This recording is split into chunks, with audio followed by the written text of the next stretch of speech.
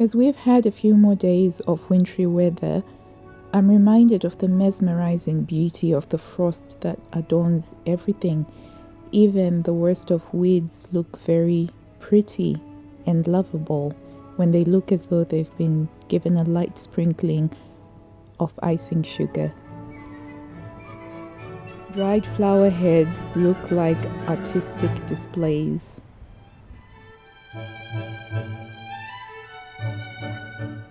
There is something magical about our little pond freezing over because we know that there are frogs underneath there, and it's part of the process of nature that they have to experience a cold weather before spring comes around. One of the jobs that we have to do when we have ice is to grit our driveway.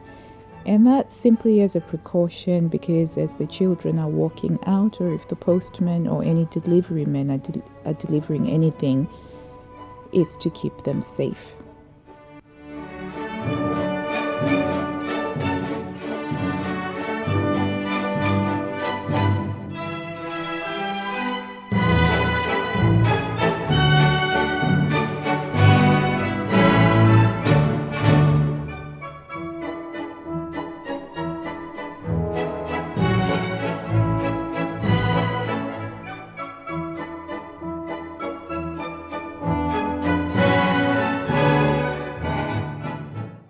Good morning. It's another lovely crisp day. I'm about to head out to the gym, but because I have to do meatballs today, I've taken the minced beef out of the freezer, as well as some pork mince, which I got on reduced to clear score, and this was frozen. And so what I do to defrost it is I'll pop it in the oven on 35 degrees Celsius, and that should defrost it completely within about 3 to 4 hours, which will give me time to prep the meatballs and cook them, because I need to get it all ready and done before the school runs. So just a little bit running out of time there. I should have remembered to take the meat out last night and defrost it over in the fridge. But sometimes when I forget to do that, the quickest way for me is to use the oven at 35 degrees, and then I get cooking straight away. Okay, so I am going to the gym now, and I'm going to have a really hard session. I'm in the mood for doing a lot of sweating because it is that sort of day for some reason. It's really nice and cold outside, very crisp, very beautifully cold, just the sort of wintry days that I have come to love and appreciate. But before that, I have to finish my vitamin C and zinc drink that I prefer to drink out of a straw, because vitamin C is L-ascorbic acid, which is very acidic, and I don't want the acidity to get around my teeth too much. So I find that when I drink with a straw, it reduces the amount of contact between the acidic drink and my teeth, and it will just ruin the enamel. And I don't want that, because I work so hard to try and keep my teeth from losing more teeth, basically. Right, so onwards and forwards. Let's have a lovely day. As I was going to the gym, I was struck by the beauty of Windscreen Frost. I love the breathtaking display of intricate ice formations that captivate the eye, and they evoke such a sense of wonder. Windscreen Frost emerges when the outer surface of glass cools below the temperature of the surrounding air, and water molecules from the air condense onto the microscopic imperfections on the glass surface, such as scratches, pits, and dust particles. And how beautiful are those sweeping curves! They add a unique element of elegance to the intricate designs. Only in winter can we enjoy this captivating natural phenomenon that transforms car windows into breathtaking displays of icy artistry.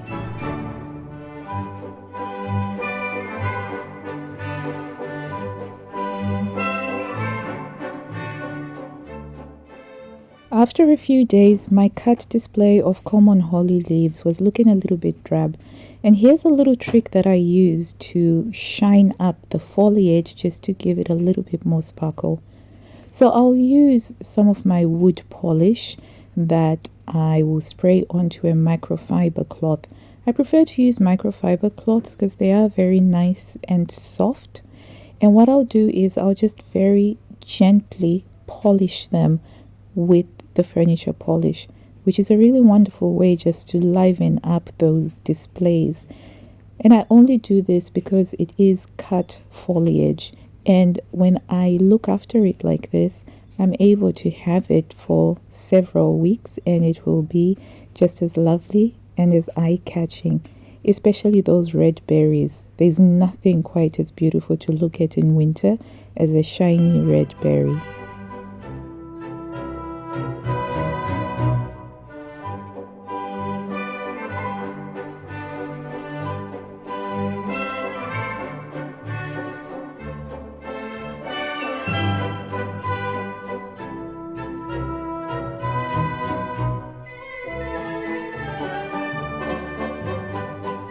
Soon it's time to start on making dinner.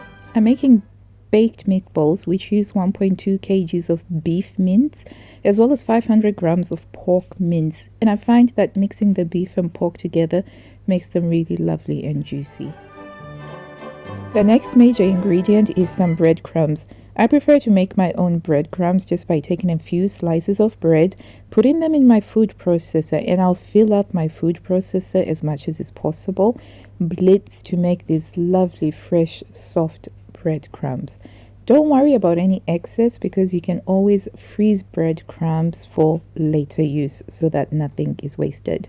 So to our beef and pork mixture, we need to have 100 grams of breadcrumbs and 80 milliliters of milk. Now, you can add more milk if you want to, but this is what works for me. To this, I add 1 teaspoon of salt and I mix everything together before I then add it to the meat mixture. Whilst I have it there, before I start mashing everything, I'm going to add some onion powder, and this just gives it a bit of extra flavor to it. And then I will add in 1 egg to bind all of this lovely goodness together. And I'll also add 3 garlic cloves. If you don't like the taste of garlic, it's probably best to go with 1, but we love garlic in our house and I love the taste of garlic. I use this nifty little gadget that I got from Joseph for dealing with garlic cloves, and I love it. And that's because from our garden we grow a lot of garlic that we preserve. When we have to peel literally hundreds of garlic cloves, that thing is a heaven sent. And then we'll use a garlic press just to get it into the mixture. Now, garlic powder is just as acceptable. It will work just as well. But I had run out of garlic powder on this particular occasion. Hence, I was using the garlic cloves. But it does give a lovely flavor. And then we're just going to mush it all together until it becomes evenly mixed. So obviously you can bulk this out by adding more breadcrumbs if you want to. You can also add the Italian seasonings to the meatballs, but I prefer to add them to the sauce itself. Now, this is the part I love the most. So I use these little baking trays that we also use for mince pies during Christmas, and I will grease them and then put in small teaspoon-sized meatballs into the trays. This works really well because it means that the meatballs are even, much more even than when I used to try and roll them by hand. By baking them, I can literally bake huge batches at a time. And I'll pop them into the oven, and they only need 15 minutes at 180 degrees to cook through. Any more than this and they'll dry out a bit. So 15 minutes tops, because you are going to also cook them again in the sauce.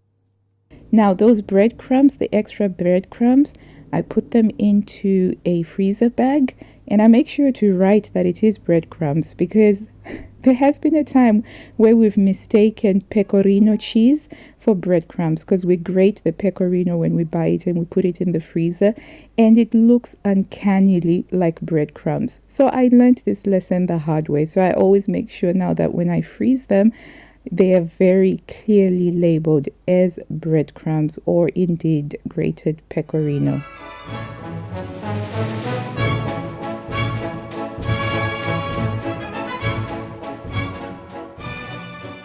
And just to make sure, I write it on the visible part, on the visible section as well.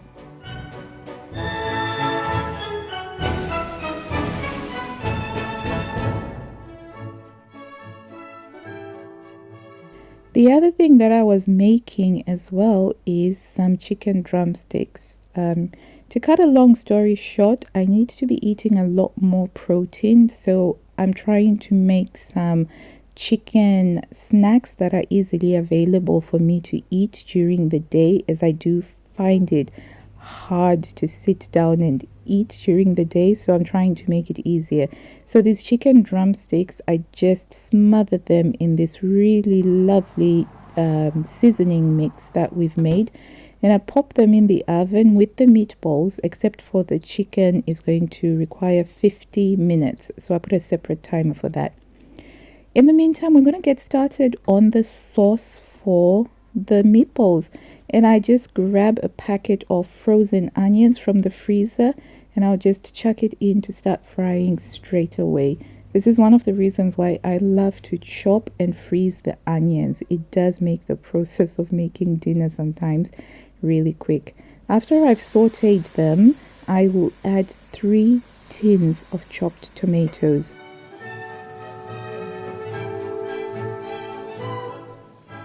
And being sure to add water and swell out all of that lovely tomatoiness from the can. And to this I will add a tablespoon of basil and a tablespoon of oregano, and then 1 teaspoon of marjoram. And then I'll stir that in. And it's at this point that you begin to get that really delicious Italian herbs flavor smell, and it is so gorgeous. And I'll leave this to simmer for about half an hour and reduce. The meatballs look absolutely delicious, nicely browned, but still very juicy. So I pick them out and put them into a bowl, and that's because I need to collect the juices that have come out of them and add those to the sauce as well, and they'll just add a really lovely flavor. And once the sauce has reduced, I'll add the meatballs in there, stir it up until everything is nicely coated, and then just leave it to simmer for about 5 minutes before turning off the heat, because we don't want to overcook the meatballs themselves. They are so tasty and so juicy at this point, it would be a shame to dry them out.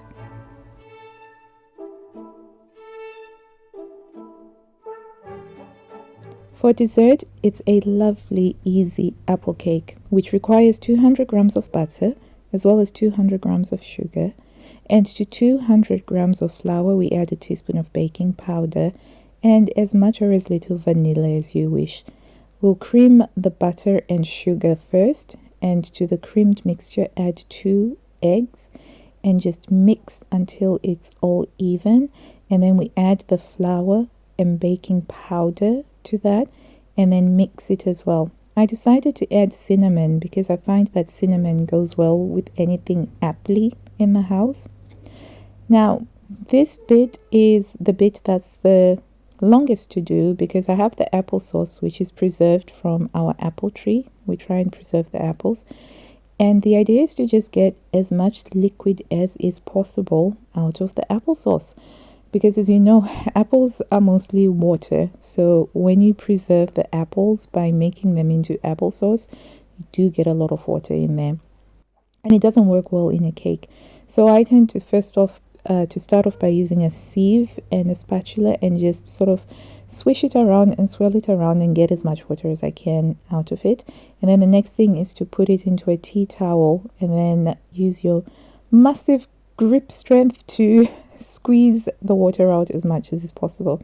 And then we have there a thicker looking applesauce that then gets added to the cake batter, and by this point everything is smelling so delicious because you have the cinnamon and the apple. And we're just going to mix that in until it's all evenly done out, and then add that to your cake tin, of which I've used some greaseproof paper. And we're going to pop that into an oven at 180 degrees for about 40 to 45 minutes, or until it's baked and golden brown and the skewer comes cleanly out of it.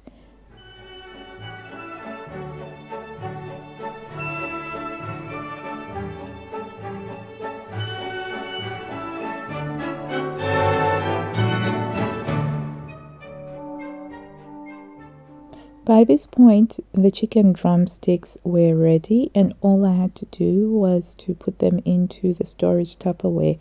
These will live in the fridge, where they will readily act as either a brunch snack or lunch for me, my husband, or our son, who's also all about the protein.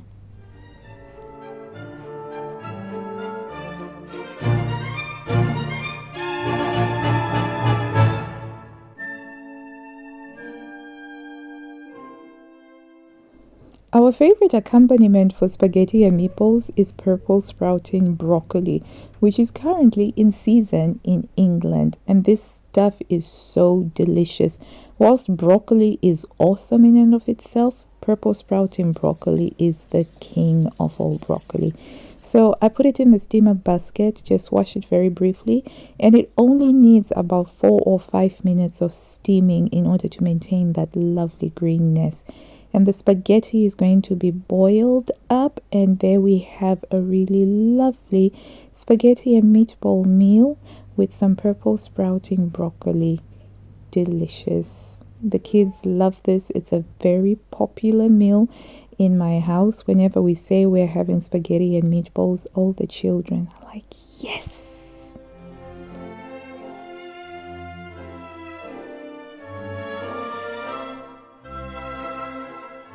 The apple cake came out beautifully moist on the inside with a crisp topping that went so beautifully with the double thick cream that it was served with.